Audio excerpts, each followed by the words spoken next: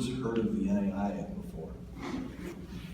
Okay, all right, so I'm going to shed a little bit of light on the NAIA because it's a great option.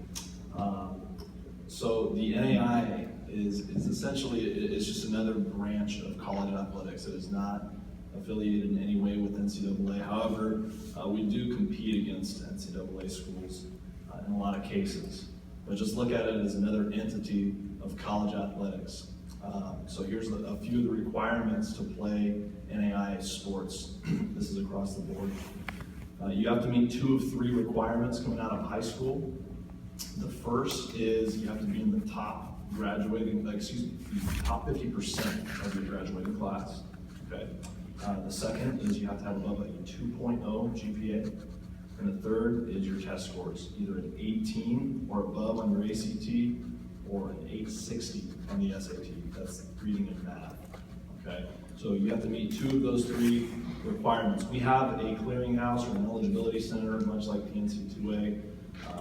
It is, get your writing utensils ready.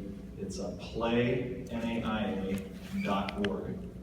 And the process is it's pretty simple to go through, but it is a requirement to play NAIA sports.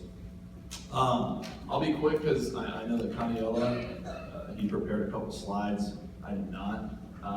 But I do want to share just some information as it relates to recruiting, and I think this goes across the board because you're all here because you're trying to get some type of advantage in the recruiting process, something you can do to help yourself have a better chance to participate. We do classroom sessions every day for our baseball team. One of our players actually prepared a slide very similar to what Coach Enriquez had, just going over how difficult it is to play at the next level, how competitive the recruiting process really is.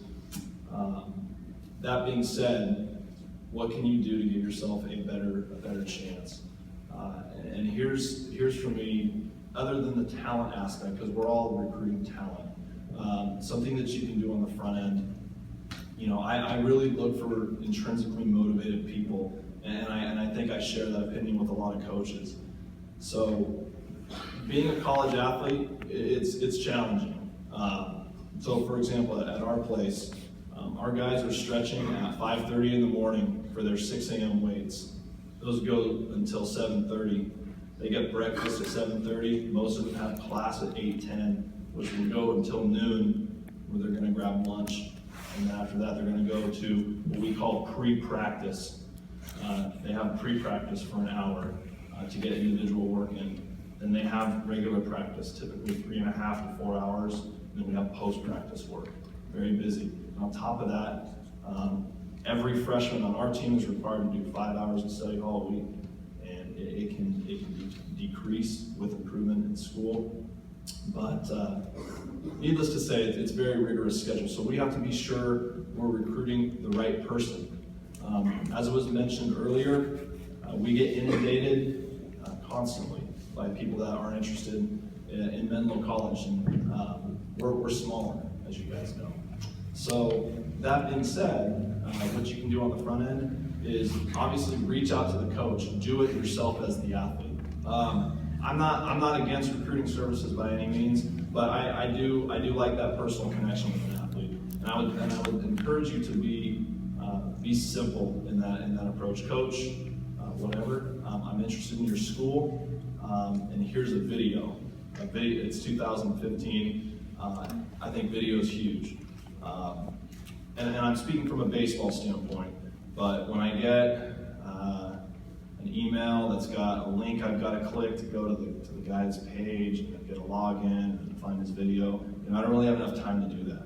A simple email. Here's a link to my video on YouTube. I'm usually gonna watch that and respond. Okay, but at the end of the day, you have to be your best. You have to be your best agent in this process, because that schedule that I just went over, very common for most schools. It's very difficult to be a college athlete, and it requires a special kind of person, and especially on our end when we're making investments financially in people, we got to be sure that it's the right kind of person. So again, if it's a school that you want to go to, there's a lot that goes into this process, but the first thing you can do, be your best agent, you're soliciting coaches, understand how often they are solicited. So be a little bit simpler in your approach. Okay, a basic email, a video link is a great way to start. A phone call is another great thing, and then the best thing you can do is get on campus. And I think every coach has pretty much said that. If you can find a way to get on campus, that's huge. Emails, they can be forgettable. Phone calls, same thing. Voicemail, same thing. It's hard to forget a face, though. So as you identify those schools, you go through this process, work to try to get on campus. But that's what I got. I'm going to give it over to the main man, Coniel, our basketball coach.